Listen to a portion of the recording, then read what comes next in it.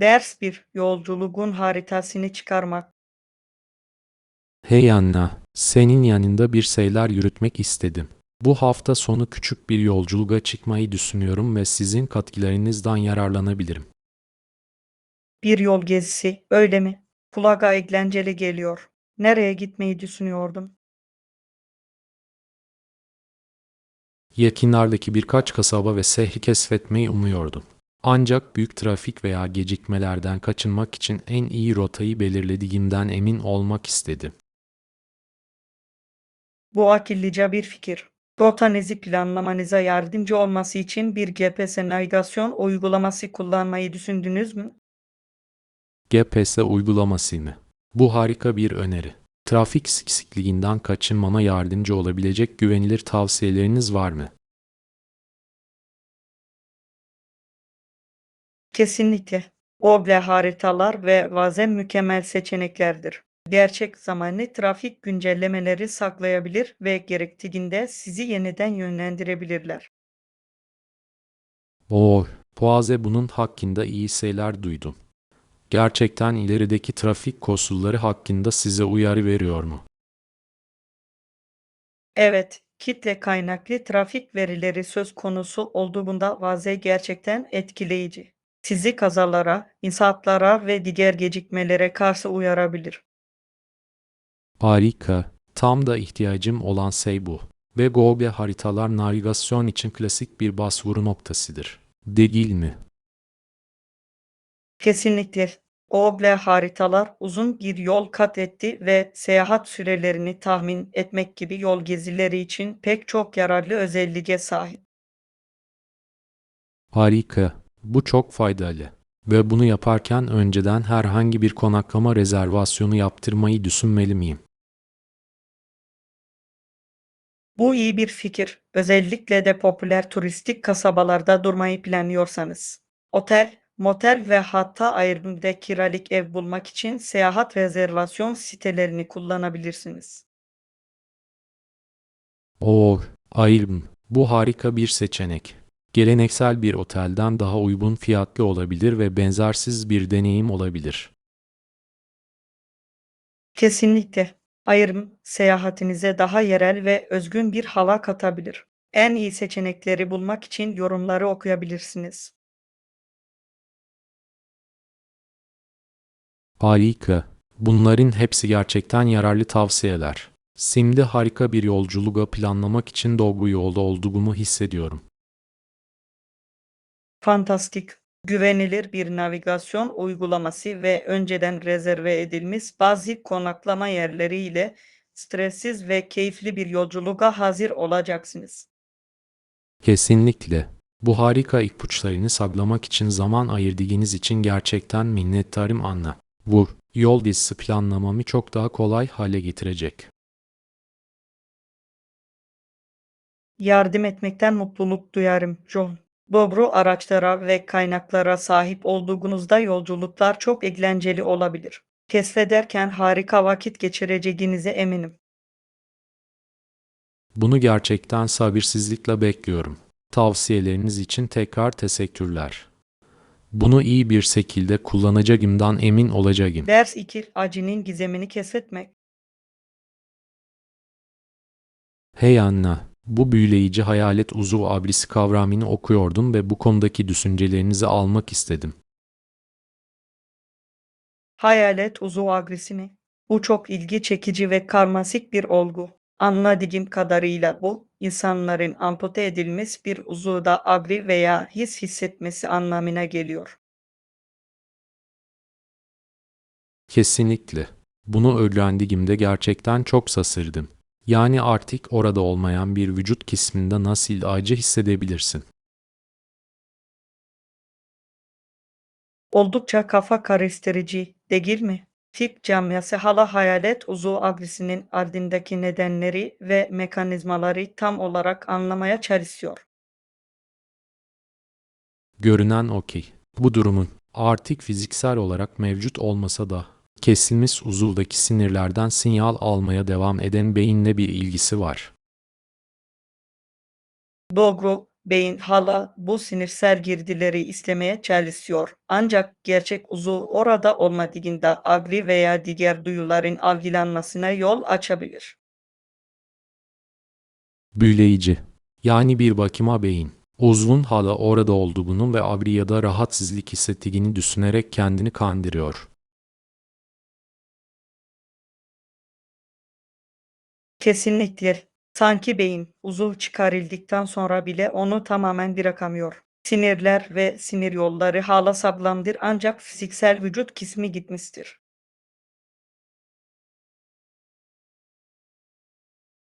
Vay, bu gerçekten oldukça dikkat çekici. Bunun amputekiler için ne kadar zorlayıcı ve sinir bozucu olduğunu hayal bile edemiyorum.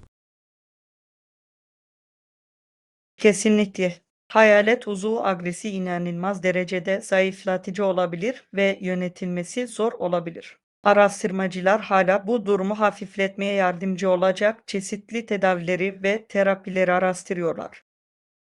Anlıyorum. Peki ne tür tedaviler veya müdahaleler araştırıyorlar? Bazı yaklaşımlar arasında hastanın eksik uzvunun hareket ettiğini hayal ettiği ayna terapisi, hatta bu yanılsamayı yaratmak için sanal gerçekliğin kullanılması gibi şeyler yer alıyor. İlginç. Sanırım amaç, beynin alisini ve kayıp uzvun bütünleşmesini sıfırlamaya çalışmak. Kesinlikle. Amaç uzuv gitmiş olsa bile hala beyne bu agri sinyallerini gönderen sinir yollarını bir şekilde kesintiye uğratmak veya geçersiz kılmaktır. Büyüleyici. Beynin, o vücudun artık orada olmayan fiziksel bir kısmına bu kadar inatla bağlanabileceği hakkında hiçbir fikrim yoktu. Gerçekten oldukça dikkat çekici. Beyin vücut bağlantısı çok karmaşık ve karmaşıktır. Hayalet uzuv agresi bu sinirsel kalıpların ne kadar derinlere kök salmış olabileceğinin altını çiziyor. Kesinlikle. Bu gerçekten aydınlatıcı bir konuşma oldu. Artık bu ilgi çekici tıbbi fenomeni çok daha iyi anladığımı hissediyorum.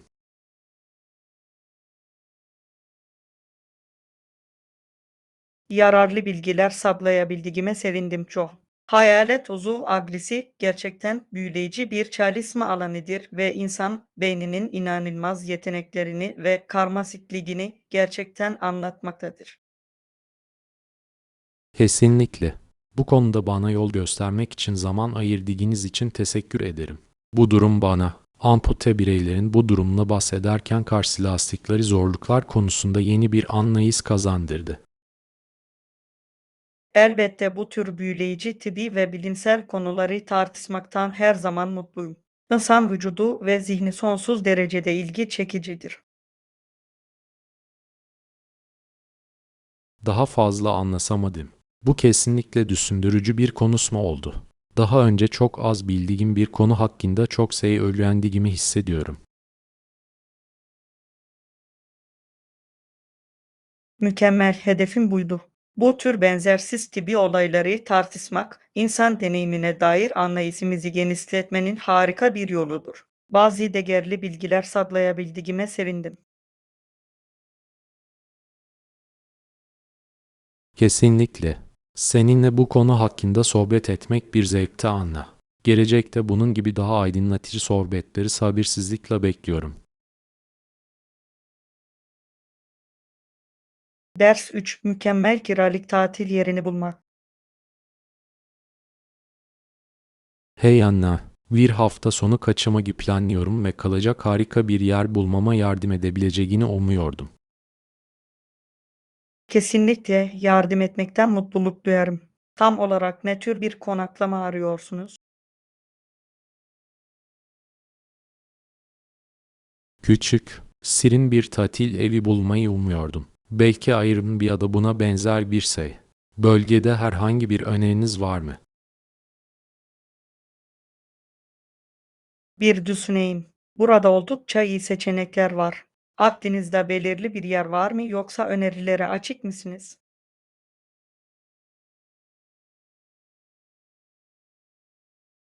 Nispeten yakın oldu bu ve bazı önemli turistik mekanlara kolay erişime sahip oldu bu sürece konum konusunda esnek davranıyorum. Tamam, anladım. Bu durumda şehir merkezindeki bazı ayrım kayıtlarına göz atmanızı öneririm. Çok sayıda büyüleyici daire ve kir evi mevcuttur.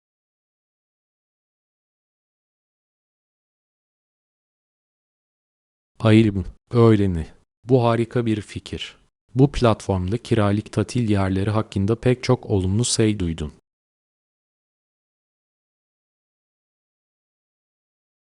Kesinlikle. Ayrım gerçekten çok çeşitli, benzersiz ve uygun fiyatlı konaklama seçenekleri sunmaktadır. Çoğu zaman bazı gizli mücevherleri bulabilirsiniz. Harika. Tam olarak aradığım şey bu. Biraz daha benzersiz ve Alice'in dışında bir şey. Müthiş. İstediğiniz yerde çok sayıda rahat, iyi donanımlı ayrım bulabilmelisiniz. Sadece yorumları dikkatlice okuduğunuzdan emin olun. Bir nokta. Tatil kiralama rezervasyonu yaparken yorumlar çok önemlidir. Hoş olmayan sürprizler istemezdim. Kesinlikle. Değerlendirmeler size mülk, ev sahibinin duyarlılığı ve genel konuk memnuniyeti hakkında gerçekten iyi bir fikir verebilir. Kesinlikle. Rezervasyon yapmadan önce yorumları iyice tarayacağımdan emin olacağım. Aklımda tutmam gereken başka bir şey var mı? Hemen birkaç ipucu daha, en iyi seçimi ve fiyatları elde etmek için kiralamanızı mümkünse birkaç hafta önceden ayırtmaya çalışın. İhtiyaçlarınıza uygun, iyi olanaklara sahip yerleri arayın. Anladım. Bu çok mantıklı. Erken rezervasyon yapmak ve doğru olanakları bulmak çok önemli. Bilmem gereken başka bir şey var mı? Seyahat planlarınızla uyumlu olduğundan emin olmak için giriş çıkış saatlerini de dikkate almak isteyebilirsiniz. Ve kiralamanın katı kuralları veya politikaları olup olmadığına bakın. Mükemmel tavsiye. Bu lojistik ayrıntılara dikkat etmek, sorunsuz ve sorunsuz bir konaklama geçirmenize yardımcı olacaktır. Kesinlikle. Biraz araştırma ve planlamayla hafta sonu kaçamakınız için mükemmel ayrımı bulabileceğinizden eminim. Harika. Bu çok yardımcı oldu. Tüm bu harika ipuçlarını sağlamak için zaman ayırdığınız için gerçekten minnettarım. Araştırmama başlamak için kendimi çok daha hazır hissediyorum. Yardımcı olabildiğime sevindim çok. Kiralık tatil rezervasyonu biraz zor olabilir ancak bu yönergeleri takip etmek kalacak harika bir yer bulmanıza yardımcı olacaktır. Harika. Tüm bu tavsiyeleri iyi bir şekilde kullanacağımdan emin olacağım. Tekrar teşekkürler Anna. Rezervasyonun nasıl gittiğini size bildireceğim. Kulağa hoş geliyor. Kiralık teklifinizi duymayı sabırsızlıkla bekliyorum. Hafta sonu kaçamadığınızın geri kalanını planlamanın tadını çıkarın. Yapacağım. Çok teşekkürler. Bu konuşmanın çok faydası oldu. Sonra konuşuruz. Ders 4. Olumlu etkiyi takip etmek. Hey Anna, bir konuda aklını karıştırmak istedim. Son zamanlarda dünya üzerinde nasıl daha olumlu bir etki yaratabileceğimi çok düşünüyorum. Ah, bu asil bir hedef John. Ne tür bir olumlu etki yaratmayı umuyorsunuz? En çok hangi alanlara tutkulusunuz?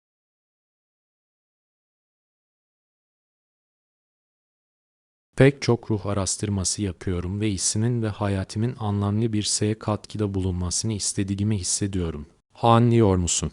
Sadece para ya da statü peşinde koşmak istemiyorum.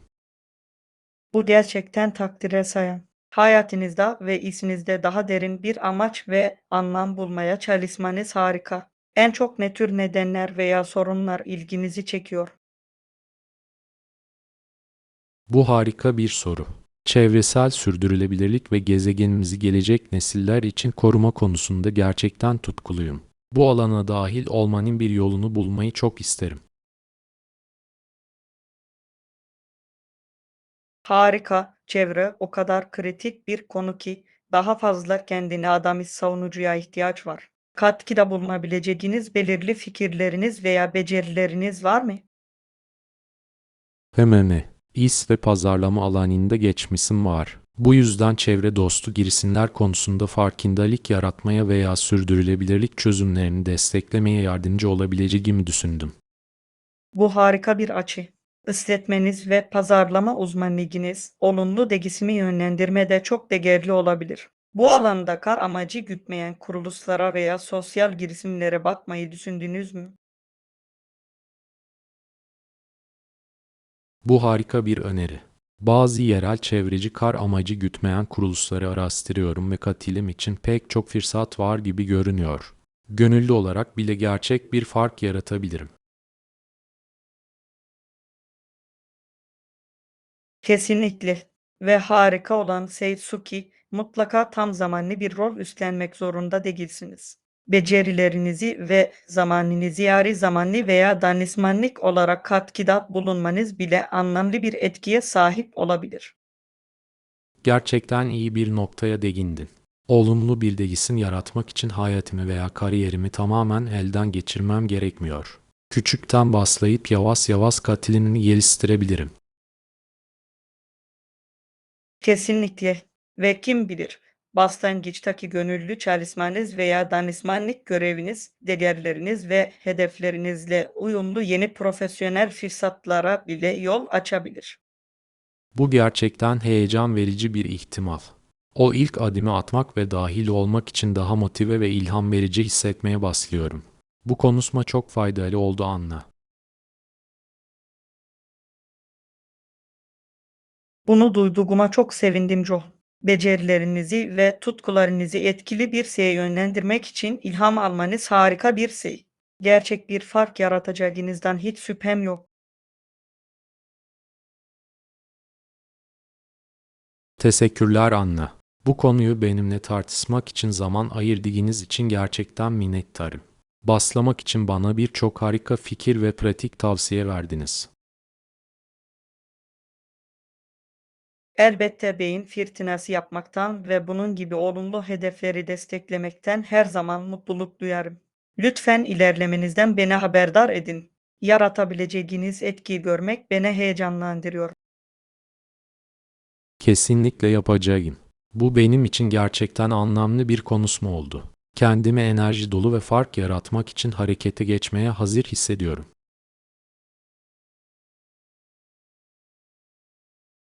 Bu harika John. Harika şeyler yapacağınıza eminim. Olumlu etkiye odaklanmayı unutmayın. Geri kalan her şey yerli yerine oturacaktır.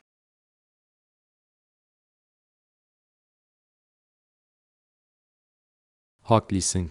En nihai amaç bu. Ne kadar büyük ya da küçük olursa olsun. Gerçek, somut bir fark yaratmak. Başlamak için heyecanlıyım. Tekrar teşekkürler Anna. Ne zaman istersen John. Seni destekliyorum ve harika şeyler yapacağını biliyorum. Olumlu etki yaratmanın bu yeni bölümünde hepinize başarılar diliyorum.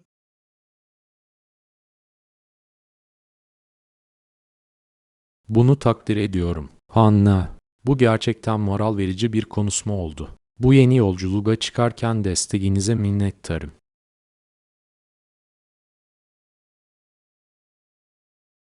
Ders 5 Kampüs Politikası Tartışmaları. Hey Anna, üniversite politikaları hakkında devam eden bu kampüs tartışması hakkındaki düşüncelerinizi almak istedim. Kampüs politikaları. Tartışılan konu tam olarak nedir? Anladığım kadarıyla kampüste üniversitenin bazı resmi politikalarını gözden geçirmesi için baskı yapan bazı sosyal gruplar var. Anlıyorum. Peki bu gruplar mevcut politikalardan neyi değiştirmeyi umuyor? Görünen o ki, Sürekli finansman ve destek alabilmek için üniversitenin daha ilerici ve kapsayıcı politikalar benimsemesini istiyorlar. İlginç. Yani üniversitenin politikalarının öğrenci topluluğunun değerleriyle uyumlu olmaması nedeniyle mi eleştiriliyor? Kesinlikle. Gruplar, mevcut politikaların güncelliğini yitirdiğini ve kampüsteki ötekileştirilmiş toplulukların ihtiyaçlarını yeterince karşılamadığını düşünüyor. Daha fazla eşitliği ve katilimi teşvik etmek için politika değişikliği yapma arzusunu anlayabiliyorum. Bu önemli bir konu. Kesinlikle. Ancak üniversite, çeşitli paydaşların çıkarlarını dengelemek zorunda olduğundan, kapsamlı değişiklikler yapma konusunda isteksiz görünüyor. Bu anlaşılabilir bir durum. Ulusal politikaların revize edilmesinin karmaşık ve hassas bir süreç olabileceğini düşünüyorum. Saygı, gruplar yönetimi harekete geçmesi için büyük baskı yapıyor ancak üniversite resmi protokolleri takip etmek istiyor. Anlıyorum. Dolayısıyla öğrenci aktivistleri ile üniversite yönetimi arasında bir tür anlaşmazlık haline geldi. Evet ve bu durum kampüs topluluğunu gerçekten böldü. Bazıları politika reformu çabalarını desteklerken, diğerleri üniversitenin istikrarı koruması gerektiğini düşünüyor. Hem bu zor bir durum. İlerlemeyi ve pratikliği dengelemek, özellikle akademik ortamda asla kolay değildir. Kesinlikle. Tüm bunların nasıl sonuçlanacağını ve üniversitenin grupların talep ettiği değişiklikleri yapmaya istekli olup olmadığını görmek ilginç olacak. Kabul ediyorum. Bu kesinlikle her iki tarafında geçerli bakış açılarına sahip karmaşık bir konudur. Üniversitenin bu konuda nasıl bir yol izleyeceğini merak ediyorum. Aynı şekilde, bu kampüs politikası tartışmaları, toplumun gelişen değerlerine ve önceliklerine gerçekten ışık tutabilir. Kesinlikle. Üniversitenin temel misyon ve ilkelerini korurken endişeleri gidermenin bir yolunu bulması önemli olacak. Kesinlikle.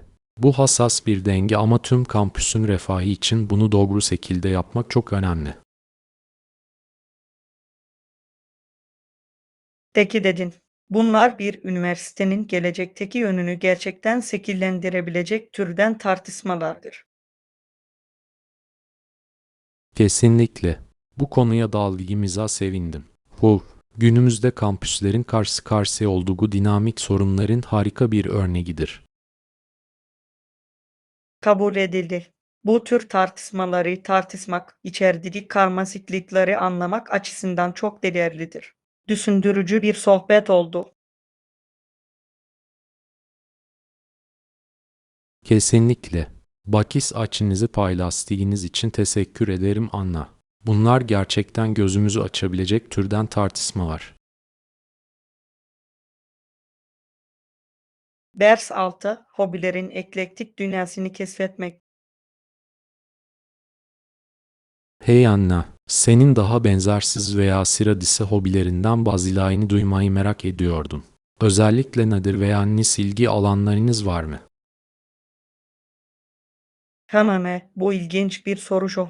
En eski hobilerimden birinin kuş gözlemciliği olduğunu söyleyebilirim. Bu nispeten nadir bir eğlencedir. Ancak bunu inanılmaz derecede ödüllendirici buluyorum. Kus gözlemciliği. Öyle mi? Bu her gün duyduğunuz bir şey değil. Bu konuda en çok keyif aldığınız şey nedir? Babayı sessizce gözlemleme ve yeni kuş türlerini keşfetme fırsatını seviyorum. Nadir veya yakalanması zor türlü arkadaşları tespit etmeye çalışan neredeyse bir hazine avına benziyor. Bu kulağa oldukça etkileyici geliyor. Dogal dünyayı keşfetme ve takdir etme duygusunun çekiciliğini görebiliyorum. Kesinlikle. Ve en iyi yani egzotik yerlere seyahat etmenize bile gerek yok. Nereye bakacağınızı biliyorsanız arka bahçemizde bile çok fazla kuş çeşitliliği var. Hayal edebiliyorum. Hemen sıra dışı olduğunu düşündüğün başka hobilerin var mı? Dur bir düşüneyim biliyorum rekabetçi örgüyle gerçekten ilgileniyorum. Bu nis bir spor ancak topluluk harika bir şekilde destekleyici ve yaratıcı. Rekabetçi örgü mü? Bu daha önce hiç duymadığım bir şey. Bu tam olarak nasıl çalışıyor? Katılımcıların karmaşık projeleri kısıtlı zaman kısıtlamaları altında tamamlamak zorunda olduğu her türlü örgü yarışması ve mücadelesi var. Şaşırtıcı derecede yokum. Vay, bu hem etkileyici hem de biraz komik geliyor. Bir oda dolusu insanın öfkeyle örgü ördüğünü hayal edebiliyorum. Haha, evet, görülmeye değer bir manzara. Ancak sergilenen beceri ve işçilik düzeyi gerçekten inanılmaz. Kesinlikle siz bir hobi.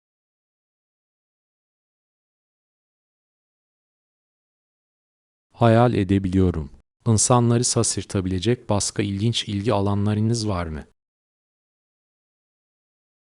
Hemen bir düşüneyim biliyorum ben de gerçekten amatör astronomiyle ilgileniyorum. Yıldızları izlemeyi seviyorum ve hatta arka bahçeme küçük bir teleskop bile kurdum. Astronomi, öyle mi? Bu büyüleyici bir hobi. Bu konuda en çok keyif aldığınız şey nedir? Evreni incelemenin getirdiği merak ve keşif duygusunu seviyorum. Gece gökyüzünü gözlemlemenin çok alçakgönüllü ve hayranlık uyandıran bir yanı var. Bunu görebiliyorum. Yıldızlara bakış. Evrendeki yerimiz hakkında gerçekten benzersiz bir bakış açısı saklamalıdır. Kesinlikle. Bu evrenin büyüklüğünü ve karmaşıklığını daha derinden kavramanın harika bir yoludur. Üstelik harika derecede sakinleştirici ve meditatif bir aktivite. Bu harika bir nokta. Geri adım atmak ve doğal dünya ile bu şekilde bağlantı kurmak inanılmaz derecede temellendirici olmalı. Kesinlikle. Günlük yaşamın koşuşturmasına karşı güzel bir denge. Sadece yavaşlamak, yukarıya bakmak ve evrenin harikalarına hayret etmek için bir sans. Hayal edebiliyorum. Bu eşsiz hobileriniz konusunda kesinlikle merakını uyandırdınız. Belki bir ara beni rekabetçi örgü dünyasıyla tanıştırabilirsin. Haha, kesinlikle. Bundan çok mutlu olurum. Ve eğer siz de bu hobiyi keşfetmekle ilgileniyorsanız, size yıldızlara bakmayla ilgili birkaç ipucu bile öğretebilirim. Kulağa harika geliyor. Her zaman ufkumu genişletmeye ve yeni şeyler denemeye hevesliyim. Eklektik ilgi alanlarınıza dair bu büyüleyici içgörüleri paylaştığınız için teşekkür ederiz Anna. Ders 7. Sürekli eleştirinin tuzakları. Hey Anna, bir konuda bakış açını öğrenebilir miyim? Son zamanlarda endişe verici bir eğilim fark ettim. Kesinlikle Joel. Aklından ne geçiyor? Görünüşe göre bugünlerde pek çok insan sürekli olarak etraflarındaki diğerlerini eleştiriyor. Kusurları işaret etmek, kusur bulmak. Anlıyor musun? Bu ilginç bir gözlem. Bu tür bir ortamın nasıl gerçekten zehirli hale gelebileceğini görebiliyorum. Kesinlikle. Ve bunun genellikle güvensizlikten veya genel bir olumsuzluktan kaynaklandığını hissediyorum. Sizce bu tür davranışlara neden olan şey nedir? Bu harika bir soru. Bazen insanların kendilerini daha iyi veya daha üstün hissetmenin bir yolu olarak başkalarını eleştirdiklerini düşünüyorum. Anlıyorum. Yani bu bir bakıma neredeyse bir savunma mekanizması. Başkalarını yıkarak kendilerini geliştirmeye çalışıyorlar. Açık olarak. Ve bu, insanların olumlu hiçbir şeyi takdir edemediği bir kalıp haline geldiğinde özellikle sorunlu oluyor. Kabul ediyorum. Sanki her zaman doğruyu değil, yanlışı arıyorlar. Bu çok yorucu olmalı.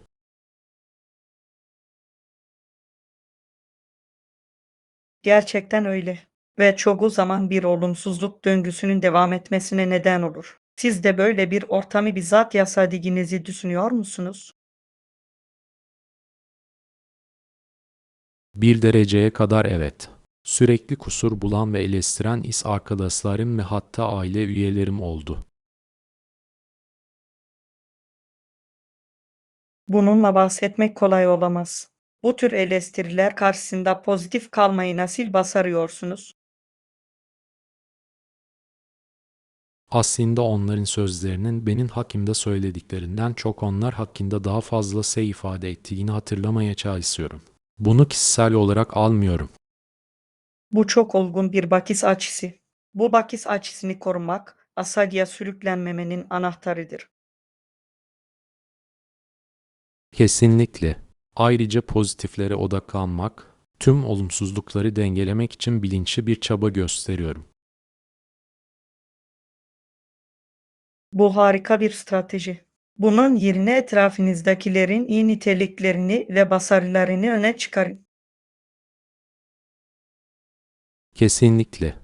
Bunun sadece ayakları yere basmama yardımcı olmakla kalmayıp, aynı zamanda eleştirel zihniyette bir değişime potansiyel olarak ilham verebileceğini de görüyorum. Bu mükemmel bir nokta. Olumlu yanıt vermek bazen bu toksik döngüyü kırmanın en iyi yolu olabilir.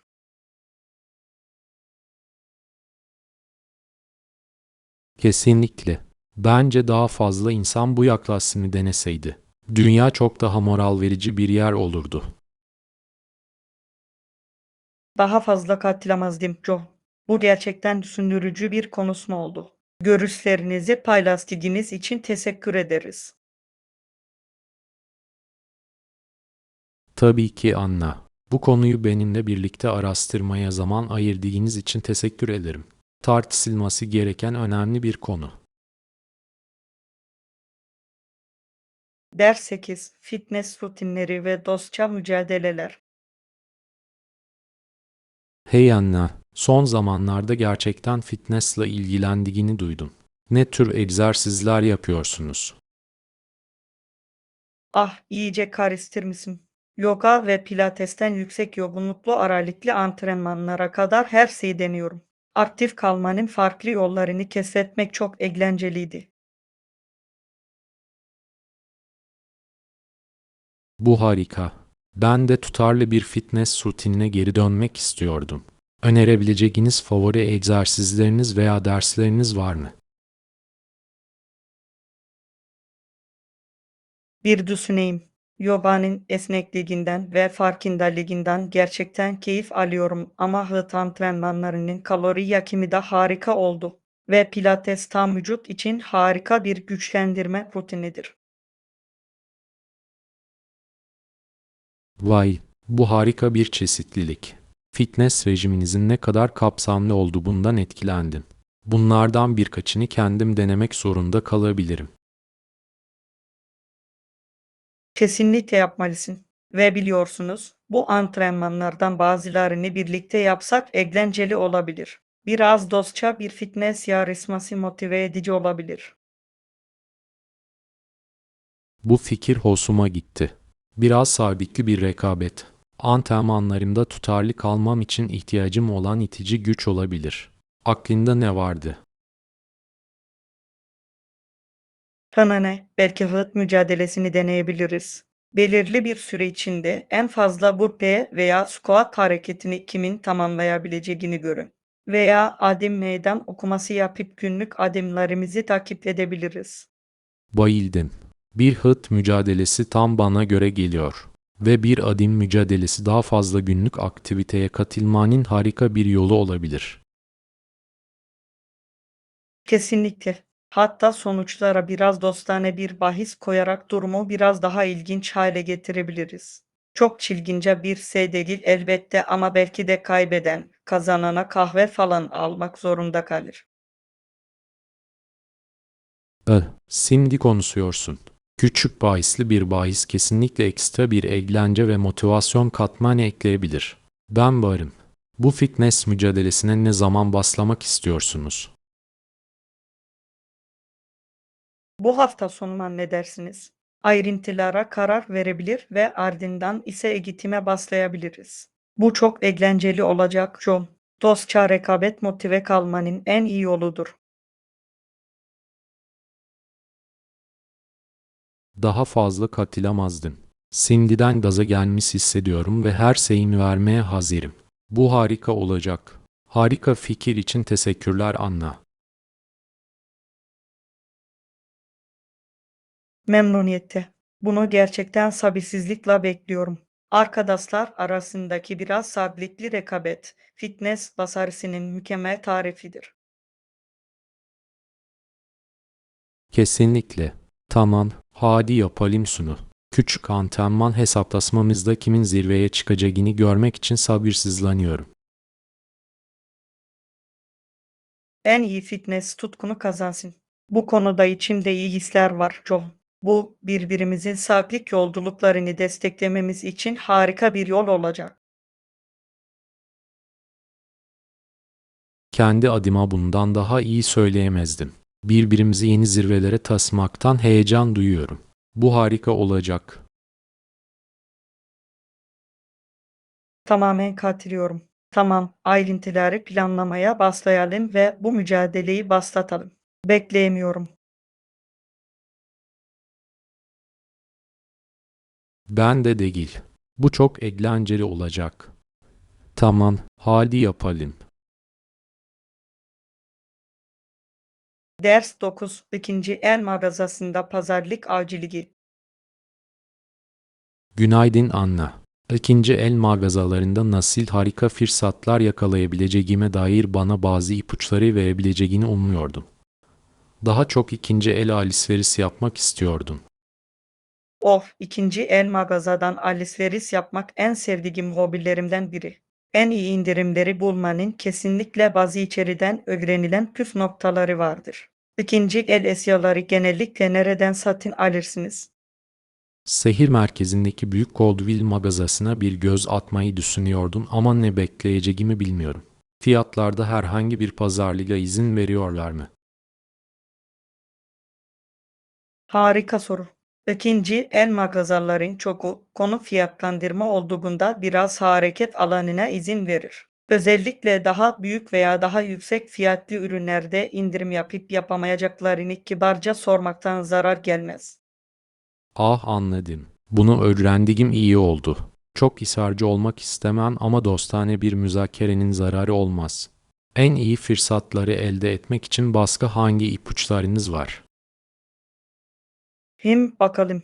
En önemli şeylerden biri sık sık alışveriş yapmak ve sabırlı olmaktır. İkinci, el mağazalarındaki envanter sürekli değişiyor. Bu nedenle gizli mücevherleri bulmak için araştırma yapmaya istekli olmalısınız. Ah evet, hazine avı kısmı eğlencenin bir parçası. Değil mi? Bunun her ziyareti nasıl heyecan verici bir deneyim haline getireceğini görebiliyorum. Kesinlikle. Ve bir başka profesyonel ipucu da sezon dişi veya daha az popüler olan ürünlere odaklanmaktır. Yaz aylarında kistik montlar veya balo sezonu dışındaki resmi elbiseler gibi şeyler genellikle acil bir şekilde işaretlenir. Çok akıllıca. Gözden kaçan ögeleri hedeflemek, gerçek pazarlıklar yapmanın harika bir yoludur. Bu tür anlaşmalara dikkat etmem gerekecek. Kesinlikle. Ayrıca personele yaklaşan indirim veya indirim olup olmadığını sormaktan çekinmeyin. Pek çok ikinci el mağazası yarım gün veya haftalık özel indirimler yapacaktır. İyi karar. Devam eden promosyonlar hakkında mutlaka bilgi alacağım. Aklımda tutmam gereken başka bir şey var mı? Bir düşüneyim. Bir ipucu daha, satın almadan önce ürünün kalitesini yakından kontrol edin. Fiyat inanılmaz derecede düşük olsa bile büyük bir kusur veya hasar olmadığından emin olun.